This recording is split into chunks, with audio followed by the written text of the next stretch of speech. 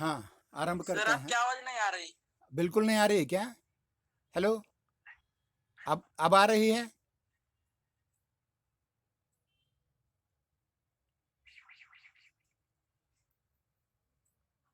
अब आ रही है क्या? हेलो। हाँ आ रही है सर, आ रही। हाँ, ठीक है। अ, ऋतु माने, विशाल और मुकेश तीनों शामिल हुए हैं। आज हम आरंभ कर देते हैं। दिख रहा है ना सभी को? ठीक है।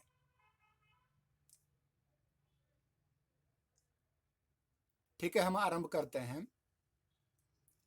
ध्यान रहे, डॉक्टर बाबा साहेब अंबेडकर मराठवाड़ा विश्वविद्यालय औरंगाबाद से संलग्न तपस्वी पब्लिक चैरिटेबल ट्रस्ट युवती संचालित वेंकटेश महाजन वरिष्ठ महाविद्यालय उस्मानाबाद के हिंदी विभाग की ओर से मैं बीकॉम द्वितीय वर्ष तृतीय सत्र के हिंदी द्वितीय भाषा प्रश्न पत्र क्रमांक 3 अर्थात संप्रेषण मूलक एवं व्यावहारिक हिंदी भाग 1 की दूसरी तासिका में आप सभी का स्वागत करता हूं। मैं बहुत देर से प्रयास कर रहा था, लेकिन आज शामिल होने में कुछ छात्रों को देर हो रही है। ठीक है, कोई बात नहीं। हम जो कल बात आपके सम्मुख पीपीटी के माध्यम से रखे थे, उसी को एक बार फिर से पुनरावृत्त करते हैं। आज पीपीटी जो मैंने भेजी है, शायद आपने वो ठीक ढंग से देख ली होगी। उसके आगे चल करके हम अ, उस पीपीटी के महत्वपूर्ण बिंदुओं की ओर आपका ध्यान आकर्षित करना चाहेंगे। देखिए, बीए बीएससी को जो पाठ्यक्रम निर्धारित किया गया है, वह बीकॉम को नहीं है। बीकॉम का पाठ्यक्रम अलग है, इसलिए आपको अलग से बीकॉम की तासिकाएं ली जा रही हैं। बीए बीएससी की जगह बीकॉम का अलग पाठ्यक्रम होने के कारण इस पाठ्यक्रम में जिस पुस्तक को शामिल किया गया है, उस पुस्तक का शीर्षक है संप्रेषण मूलक एवं व्यावसायिक हिंदी। संपादक हैं हिंदी पाठ्यक्रम समिति, डॉक्टर बाबा साहेब अंबेडकर मराठवाड़ा विश्वविद्यालय औरंगाबाद। इसके प्रकाशक हैं oriental black swan private limited, नई दिल्ली। हाँ, बीच में कोई छोड़ करके न जाएं। विशाल ने विशाल ने विशाल जी ने मीटिंग छोड़ दी है, तो जैसे मीटिंग शुरू हो जाएगी कि कोई बंद न करें।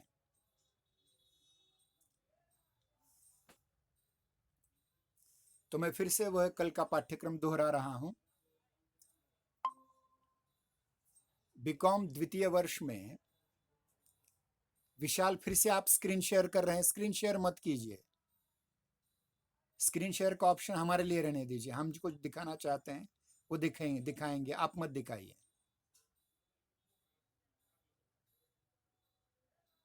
ठीक है। देखिए, हमारे पाठ्यक्रम में जो पुस्तक लगी है उसका नाम मैंने आपको बता दिया है। पाठ्यक्रम में जो पांच पांच महत्वपूर्ण अंग हैं, अंश हैं या शीर्षक हैं। पहला है भाषा और भाषा शिक्षण, दूसरा है प्रयोजन मूलक भाषा और हिंदी, तीसरा है वाणिज्य व्यापार और हिंदी, चौथा व्यावसायिक संप्रेषण और पांचवा निबंध लेखन। ये पीपीटी मैंने आपको कल भेज दी थी, उसको ठीक ढंग से पढ़ें। उसी को मैं फिर से पुनरावृत्त कर रहा हूं। भाषा और भाषा शिक्षण इस शीर्षक के अंतर्गत और 5 उपशीर्षक हैं, जिन उपशीर्षकों में पहला उपशीर्षक है भाषा तात्पर्य एवं स्वरूप, अर्थात भाषा क्या होती है, भाषा से तात्पर्य क्या है, भाषा का स्वरूप क्या होता है। इस पर हमें चर्चा करनी है। इस पर आपको नोट्स दिए जाएंगे पीडीएफ के रूप में, वो आपको प्रिंट आउट निकाल करके पढ़ने पड़ेंगे। तो इसमें आपको ये समझना है कि भाषा क्या होती है।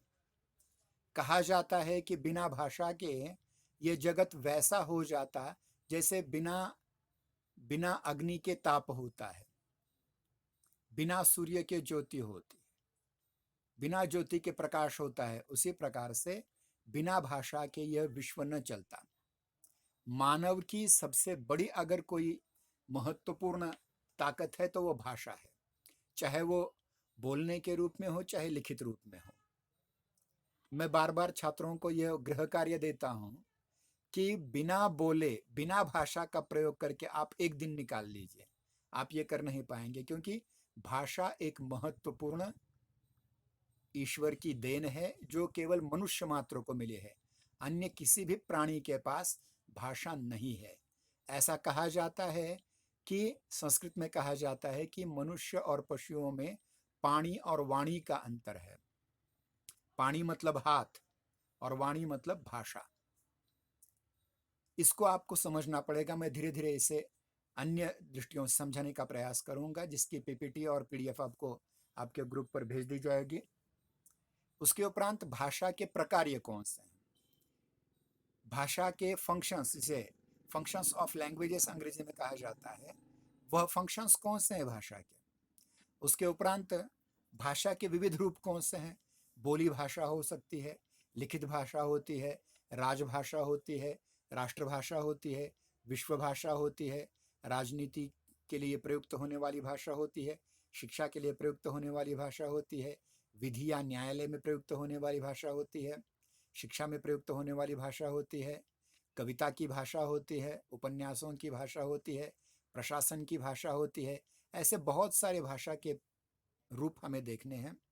उसके उपरांत भाषा शिक्षण की प्रक्रिया क्या होती है, भाषा शिक्षण की प्रक्रिया में कौन से महत्वपूर्ण तत्व होते हैं, उनको लेकर के हमें चर्चा करनी है। उन तत्वों को लेकर के जब चर्चा हम कर रहे हैं तो भाषा शिक्षण की प्रक्रिया क्या होती है। भाषा सिखाने में सबसे महत्वपूर्ण भूमिका हमारी माँ निभाती है, इसलिए माँ हमारी पहली शिक्षक है। तो भाषा हम कैसे सीखते हैं, उसके 4 कौशल होते हैं भाषा शिक्षा के। पहला कौशल होता है श्रवण, सुनना। कोई भी भाषा ऐसे ही नहीं आ जाती, पहले उस भाषा के बोलने वाले, शुद्ध बोलने वालों के साथ संभाषण करना पड़ता है, सुनना पड़ता है, और बहुश्रुत होने के बाद हमें वह भाषा थोड़ी थोड़ी आती है। भाषा को वैसे कर्णग्राह्य वाक् प्रतीकों की एक प्रणाली कहते हैं, अर्थात सुनने से भाषा आती है। और जब भाषा हम सुनते हैं, हमारे माता से सुनते हैं, पिता से सुनते हैं, बड़े लोगों से सुनते हैं, अध्यापकों से सुनते हैं, प्राध्यापकों से सुनते हैं, ऐसे सुनते सुनते सुनते सुनते हमें भाषा आने लगती है और हम धीरे धीरे भाषा बोलने लगते हैं।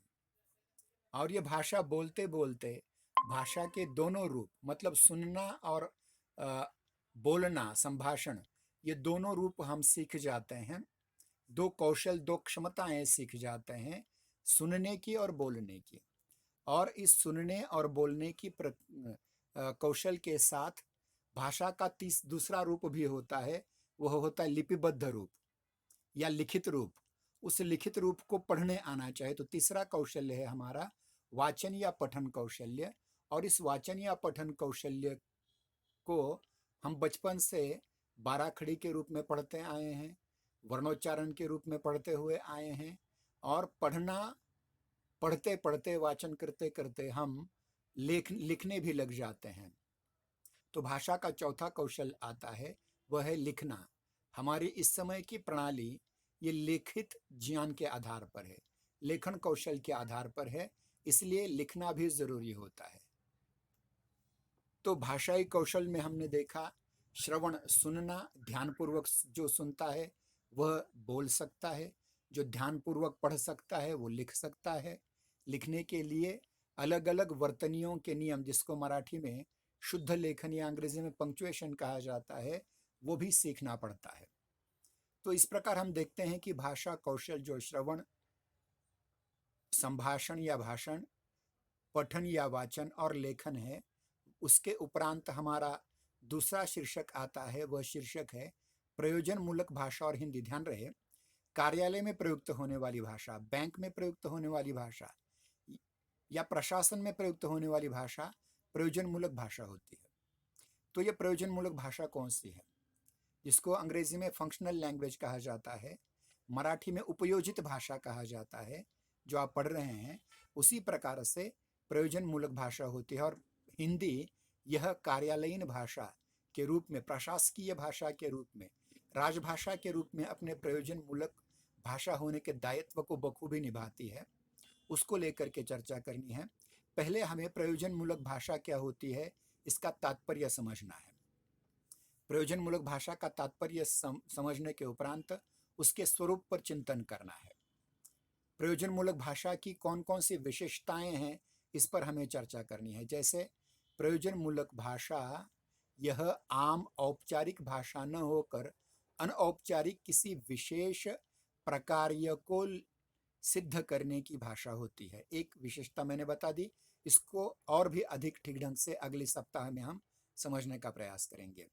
इतना ही नहीं, बाद में प्रयोजनमूलक भाषा के अनेक रूप होते हैं। प्रयोजनमूलक हिंदी के अनेक रूप होते हैं। व्यावहारिक हिंदी होती है, व्यावसायिक हिंदी होती है, वित्त वाणिज्य संबंधी हिंदी होती है, विज्ञान विषयक हिंदी होती है, कार्यालयीन या प्रशासकीय हिंदी होती है। ये सारे प्रयोजनमूलक हिंदी के अलग अलग रूप हैं। फिर उसके उपरांत हमें एक महत्वपूर्ण बात समझनी है, वह है वैश्वीकरण के परिप्रेक्ष्य में हिंदी का महत्व। आज आप जानते हैं कि ग्लोबलाइजेशन, प्राइवेटाइजेशन इत्यादि का बहुत महत्वपूर्ण युग चल रहा है। इस वैश्वीकरण के परिप्रेक्ष्य में हिंदी का महत्व कैसे बढ़ रहा है? हिंदी आज विश्व की बोली जाने वाली एक क्रमांक की भाषा है। क्रमांक 2 पे चीनी या मंडेरियन है और क्रमांक 3 पे अंग्रेजी। हालांकि वर्तमान पत्र, पुस्तकों में अधिक प्रयोग, मीडिया में अधिक प्रयोग अंग्रेजी का होता है, फिर भी हिंदी ही बोले जाने वाली, सबसे ज़्यादा बोले जाने वाली भाषा है। उसको लेकर के मतलब पाकिस्तान में हिंदी बोली जाती है, बांग्लादेश में हिंदी बोली जाती है, श्रीलंका में हिंदी बोली जाती है, चीन में हिंदी है, England, America, Japan, Mauritius, Fiji, Guyana, French Guiana इत्यादि सभी देशों में हिंदी गई है और वहाँ विश्वविद्यालय स्तर पर हिंदी पढ़ाई जाती है। उसके प्रमाण स्वरूप हम कुछ बातें आपसे और भी महत्वपूर्ण रीत से करेंगे। अब तीसरे और महत्वपूर्ण, आपके कॉमर्स की दृष्टि से महत्वपूर्ण शीर्षक की ओर जाते हैं। वह है वाणिज्य व्यापार और बाजार की भाषा हिंदी कैसे है। ध्यान रहे, आज बाजारवाद के इस क्षेत्र में अगर देखा जाए तो हिंदी बाजार की भाषा बन चुकी है, व्यवसाय की भाषा बन चुकी है, व्यापार की भाषा बन चुकी है, वाणिज्य व्यापार की भाषा बन चुकी है। पहले हमें वाणिज्य व्यापार क्या है यह समझना पड़ेगा। गत वर्ष आपने अपने अध्यापकों से कॉमर्स क्या होता है, वाणिज्य क्या होता है, चाहे वो साळुंके सर हो, चाहे अन्य कोई सर हो, या अर्थशास्त्र के हमारे बेरलीकर सर, काशिद सर हो, उनसे आपने वाणिज्य क्या है समझा, लेकिन वो हिंदी के माध्यम से हमें समझने की कोशिश हमें करनी है। फिर उसके उपरांत वाणिज्य व्यापार बाजार के साधन कौन कौन से हैं, इस पर हमें विचार करना है। उसके उपरांत वाणिज्य व्यापार और भाषिक प्रकार्य, वाणिज्य व्यापार में भाषिक प्रकार्य किस प्रकार किए जाते हैं, इस पर भी हमें विचार करना है। और वाणिज्य व्यापार की व्यावसायिक की जो भाषा होती है, चाहे वो मराठी भाषा हो, चाहे अंग्रेजी हो, चाहे हिंदी हो, चाहे संस्कृत हो, अन्य कोई भी भाषा हो, लेकिन वित्त वाणिज्य के लिए उसकी एक विशिष्ट पारिभाषिक शब्दावली होती है। उसकी संरचनात्मक विशेषताओं को समझना बहुत महत्वपूर्ण है। आगे चौथा शीर्षक है आपके पाठ्यक्रम का, वह है व्यावसायिक संप्रेषण। संप्रेषण का मतलब अंग्रेजी में कम्युनिकेशन। मैं आपसे कुछ बोल रहा हूं, आप सुन रहे हैं, या आप कुछ प्रश्न पूछ रहे हैं, मैं उसके उत्तर दे रहा हूं, इसे संप्रेषण कहा जाता है, कम्युनिकेशन। तो ये संप्रेषण, कम्युनिकेशन क्या है, उस पर पहले चर्चा करेंगे। उसके उपरांत संप्रेषण के जो मुख्य प्रकार होते हैं, 2 प्रकार के, एक होता है भाषिक संप्रेषण और एक होता है भाषेतर, जिसको अंग्रेजी में वर्बल और नॉन वर्बल कम्युनिकेशन कहा जाता है। उसको लेकर के चर्चा करनी है। और व्यावसायिक संप्रेषण के लिए आवश्यक जो पत्राचार है, व्यावसायिक पत्राचार, उस पर हमें चर्चा करनी है। व्यावसायिक पत्राचार में 2 प्रकार के महत्वपूर्ण पत्र होते हैं, सामान्य पत्र और विशेष पत्र। सामान्य पत्रों में आवेदन पत्र, प्रत्यय या साख पत्र, संदर्भ या तथा साख पत्र के जांच पत्र होते हैं, मूल्य निर्धारण या मूल्य ज्ञापन के पत्र होते हैं, आदेशों के निरसन संबंधी पत्र होते हैं, शिकायत पत्र होता है, अगर कोई व्यक्ति विशिष्ट समय पर कोई वाणिज्यिक कार्य कर नहीं पाया तो उसके शिकायत पत्र होते हैं, समायोजन पत्र होते हैं। उसके उपरांत देखा जाए तो तकादा या वसूली पत्र होते हैं, विक्रय प्रतिनिधित्व संबंधी पत्र होते हैं। ये सामान्य पत्र हुए वित्त वाणिज्य संबंधी। और इसके उपरांत हम देखने की कोशिश करेंगे कि विशेष व्यापारिक पत्र कौन से होते हैं। खास करके बीमा संबंधी, इंश्योरेंस संबंधी जो पत्र होते हैं वे पत्र होते हैं, और रेल या समुद्री जहाज या हवाई जहाज से अगर विदेशों से या देश में ही कहीं से कुछ माल मंगाना हो, उसके परिवहन संबंधी विशेष पत्र आपके पाठ्यक्रम में शामिल किए गए हैं। उस पर भी हमें चर्चा विशेष रूप से करनी है। पांचवा हमारा जो शीर्षक है पाठ्यक्रम का, वह शीर्षक है निबंध लेखन। निबंध लेखन आप बचपन से करते आए हैं, किंतु स्नातक स्तर पर, पदवी स्तर पर, खास करके व्यावसायिक निबंध लेखन में आपको विशेष डिटेल में बात करनी पड़ेगी, समझना पड़ेगा। इस समय निबंध का तात्पर्य एवं स्वरूप आपको समझना है। उसके उपरांत निबंध लेखन में विशेष करके व्यावसायिक निबंध या आर्थिक निबंध, यानी व्यावसायिक विषयों के, वाणिज्य व्यापार के विषयों के से संबंधित निबंध आपको लिखने पड़ेंगे। आर्थिक विषयों से संबंधित निबंध लिखने पड़ेंगे, जैसे कि हर वर्ष हमारी केंद्र सरकार और हमारी राज्य सरकार वार्षिक बजट निर्धारित करती है, अनुमान पत्र निर्धारित करती है। इस वर्ष में कितने पैसे आएंगे, कितने पैसे चलेंगे जाएंगे। जैसे कोरोना महामारी के कारण अनेकों की नौकरियां चली गई, उसका क्या असर हुआ। इस प्रकार के निबंध आप लिख सकते हैं। चर्चा होती है, रेलवे का बजट अलग से होता था, अब वो इसमें समाविष्ट किया गया है। तो ये जो स्थित्यंतर घट रहे हैं व्यावसायिक दृष्टि से, यानी वैश्वीकरण के आने के बाद जो एक प्रकार से आर्थिक उदारीकरण की नीति अपनाई गई है, और उसके परिणाम क्या होते हैं, दोनों प्रकार के परिणाम, जो सकारात्मक और नकारात्मक परिणाम होते हैं, विधायक और विध्वंसात्मक परिणाम होते हैं, उन सब से क्या होता है उसको लेकर के भी आप अपने आर्थिक विषयक निबंधों में चर्चा कर सकते हैं। इस प्रकार से हमारा पाठ्यक्रम है। फिर से कहता हूँ, कल जो ज्वाइन नहीं हुए थे उनके लिए महत्वपूर्ण बात है कि हम विद्यार्थी होने के साथ साथ परीक्षार्थी भी हैं, और परीक्षार्थी होते समय हमें परीक्षाओं का भी ध्यान रखना पड़ता है। हमारी परीक्षाएं कब होती हैं, क्या नहीं है, उसका प्रारूप क्या होता है, उसका अंक विभाजन किस प्रकार होता है। आपकी जो बीकॉम द्वितीय वर्ष तृतीय सत्र में द्वितीय भाषा हिंदी प्रश्न पत्र क्रमांक 3, जिसका शीर्षक है संप्रेषण मूलक एवं व्यावसायिक हिंदी भाग क्रमांक 1, इसमें प्रश्न पत्र का प्रारूप और अंक विभाजन निम्न प्रकार से हैं। आपके लिए समय दिया जाएगा 3 घंटे, और 3 घंटे में आपको कुल अंक होंगे 80 अंक। इसमें सूचनाएं दी गई हैं कि इसमें से पहला जो प्रश्न है, जो वस्तुनिष्ठ प्रश्न है, वो अनिवार्य है। इसको आप ऑप्ट आउट नहीं कर सकते, छोड़ नहीं सकते, इसको हल करना ही पड़ेगा। उसके उपरांत प्रश्न क्रमांक 2 से लेकर के प्रश्न क्रमांक 7 तक कोई 4 प्रश्न आपको लिखने हैं। मतलब 6 प्रश्नों में से 4 प्रश्न, पहला तो अनिवार्य है, कंपलसरी है। 2 से लेकर के 7 तक के ये जो 6 प्रश्न उर्वरित हैं, उनमें से आपको 4 प्रश्नों के उत्तर लिखने हैं। उसमें पहला जो प्रश्न है वह, उसमें अनेक उप प्रश्न हैं। पहला उप प्रश्न उसमें आता है बहुविकल्पीय प्रश्न, जिसको हम मल्टीपल चॉइस क्वेश्चन कहते हैं। ये 5 प्रश्न पूछे जाएंगे, पांचों में से पांचों आपको सॉल्व करने हैं। उसके उपरांत दूसरा उप प्रश्न आ जाता है एक वाक्य में उत्तर लिखिए। तीसरा है रिक्त स्थानों की आपूर्ति की, जिसे मराठी में गाड़ेल जगह भरा रहता है, और सही अथवा गलत। इस प्रकार से 5-5 अंकों के ये 4 उप प्रश्न होते हैं, जिससे 20 अंकों का एक प्रश्न बन जाता है। उसके उपरांत दूसरा प्रश्न होता है ससंदर्भ व्याख्या कीजिए।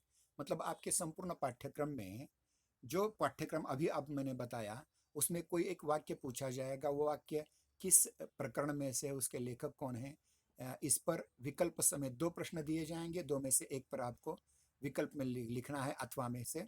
ये 15 अंक। उसी प्रकार से तीसरा, चौथा और पांचवा और छठा, ये पाठ्यक्रम पर दीर्घोत्तरी प्रश्न होंगे 15 अंकों के लिए। और 7वां अंतिम होगा, वह भी 15 अंकों का होगा, लेकिन उसमें टिप्पणियाँ लिखनी है, शॉर्ट नोट्स लिखने हैं। शॉर्ट नोट्स लिखने हैं, जिसमें 5-5 अंक के 3 प्रश्न होंगे। ये 3 प्रश्न 5 दिए जाएंगे, 5 में से 3 प्रश्न पर आपको टिप्पणियाँ लिखनी है। इस प्रकार से 80 अंक का प्रश्न पत्र है। आपका अंतर्गत मूल्यांकन 20 अंक का है, जिसमें तोंडी परीक्षा, जिसको हम हिंदी में मौखिक परीक्षा कहते हैं, उसके 10 अंक हैं। और जो गृह कार्य आपको दिया जाएगा, असाइनमेंट, उसको 10 अंक है। कुल मिलाकर के 80 अंकों का प्रश्न पत्र, 10 अंक की मौखिकी, 10 अंक का गृह कार्य, इस प्रकार से 100 अंकों की आपकी परीक्षा होगी। आप सभी को फिर से धन्यवाद, और अगले शुक्रवार और शनिवार अधिक छात्रों को ज्वाइन कराने का प्रयास करेंगे हम।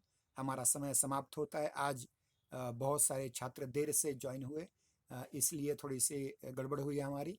अगले शुक्रवार और शनिवार को हम सीधे आपको अलग अलग पीपीटी के माध्यम से समझाने की कोशिश करेंगे। ठीक है, धन्यवाद। इस समय हमारी मीटिंग यहाँ समाप्त हो जाती है। आज के आज की पीपीटी के बारे में आपको कोई अगर प्रश्न पूछना हो तो आप अपने ग्रुप पर पूछ सकते हैं, जो सबके लिए उपलब्ध होगा। धन्यवाद।